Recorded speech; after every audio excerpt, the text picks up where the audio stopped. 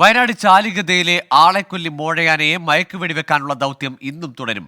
Radio collar signal അനുസരിച്ച് RRT സംഘം വനത്തിനുള്ളിലേക്ക് തിരിച്ചിട്ടുണ്ട്. ഇന്നലെ രാത്രി ആന കർണാടകയുടെ ഭാഗമായ നാഗർഹോള വനമേഖലയിലേക്ക് മാറിയിരുന്നു. എന്നാൽ പിന്നീട് വീണ്ടും കേരള അതിർത്തിയിലേക്ക് എത്തിയതായി സിഗ്നൽ ലഭിച്ചു. ഇടതൂർന്ന പൊന്തക്കാടുകളാണ് ദൗത്യത്തിന് വെല്ലുവിളിയാകുന്നത്. 200-ലേറെ വനം വകുപ്പ് ജീവനക്കാരാണ് ഇന്നും തെരച്ചിലിനിറങ്ങുക. ആനയെ പിടികൂടാത്തതിൽ പ്രതിഷേധവും ഉയരുന്നുണ്ട്. അരുൺ പാറക്കൽ ബാവലിയിൽ നിന്ന് വിവരങ്ങളുമായി ചേരുന്നു. അരുൺ, ഇന്നലെ അവസാനം പുറത്തു വന്ന ദൃശ്യങ്ങളിൽ ഈ ആനയ്ക്കൊപ്പം ഒരു മോഴയാന കൂടി ഉണ്ട്. ഏതായാലും ഈ ഒരു സാഹചര്യത്തിൽ ഈ ദൗത്യം എങ്ങനെയാകും ഇന്ന് വിഭാവനം ചെയ്യുക? എത്രത്തോളം ഈ ദൗത്യ സംഘം ആത്മവിശ്വാസം പ്രകടിപ്പിക്കുന്നുണ്ട് ഈ ആനയെ മയക്കുവെടി വെക്കാൻ സാധിക്കുമെന്ന കാര്യത്തിൽ?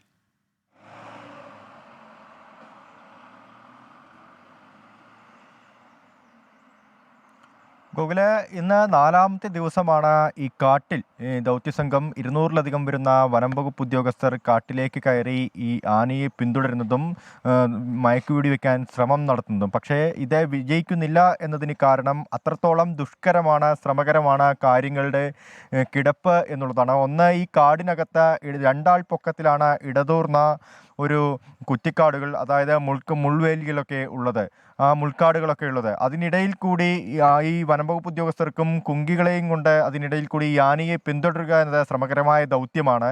അതാണ് പ്രതിസന്ധി ഏറെ സൃഷ്ടിക്കുന്ന ഒരു കാര്യം. മറ്റൊന്ന്, കഴിഞ്ഞ 2 ദിവസങ്ങളിലായി ഈ മോഴയ്ക്ക് പിന്നാലെ മറ്റ് ആനകൾ കൂടി ഉണ്ടായിരുന്നു എന്നുള്ളതാണ്. ഇത് രണ്ടുമാണ് പ്രധാനമായും വനംവകുപ്പ് ഉദ്യോഗസ്ഥർ ചൂണ്ടിക്കാട്ടുന്നത്. ഇന്ന് രാവിലെ തന്നെ 5:30യോടുകൂടി ദൗത്യം ആരംഭിക്കുമെന്നാണ് അറിയാൻ സാധിച്ചിരുന്നത്. എന്നാൽ ഇന്ന് ഇപ്പോൾ നമുക്ക് ആ ദൃശ്യങ്ങളിൽ കാണാവുന്നതുപോലെ തന്നെ കനത്ത കോടയാണ്. ഞാനിപ്പോൾ നിൽക്കുന്നത് ബാവലിയിലാണ്, ബാവലി ടിമ്പർ ഡിപ്പോയിലാണ്. ഇവിടെ കനത്ത കോടയാണ്, കർണാടക കേരള അതിർത്തിയാണ്.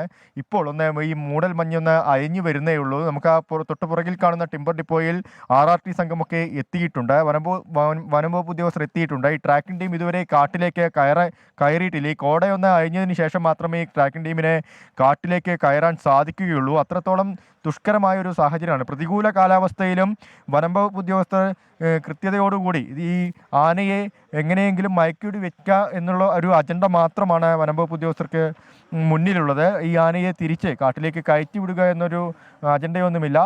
ഈ ജനങ്ങൾ ചില രീതിയിൽ പ്രതിഷേധങ്ങളുമായി മുന്നോട്ട് വരുന്നുണ്ട്. കാരണം 4-ാമത്തെ ദിവസമാണ്, അതുകൊണ്ട് ആനയെ പിടികൂടാൻ സാധിക്കുന്നില്ല എന്ന തരത്തിലുള്ള ഒരു ആരോപണം ജനങ്ങളുടെ ഭാഗത്തുനിന്ന് ഉണ്ട്.